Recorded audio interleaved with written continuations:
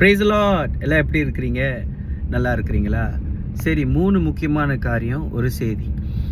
சரீரம், சிந்தை, ஆவி, இது 3ம் பலனா இருக்க வேண்டும் என்று கர்த்தர் சித்தம் கொள்கிறார். சரீரம் எப்படி பலனா இருக்குன்னா, நம்ம சரியான ஆகாரத்தை எடுத்துக்கொண்டு அதிகமாக எக்ஸசைஸ் பண்ணால் நம்ம சரீரம் பலனா இருக்கும்.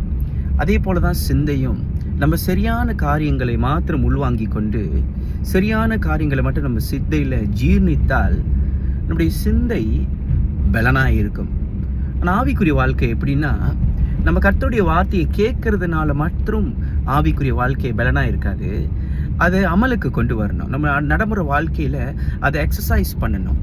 கர்த்தருடைய வார்த்தையை கேட்டு அதை நம்மளோட வாழ்க்கையில் கீழ்ப்படிந்து அதை நம்ம அமலுக்கு கொண்டு வரும் பொழுது நம்ம ஆவிக்குரிய வாழ்க்கை பலனாக இருக்கும்.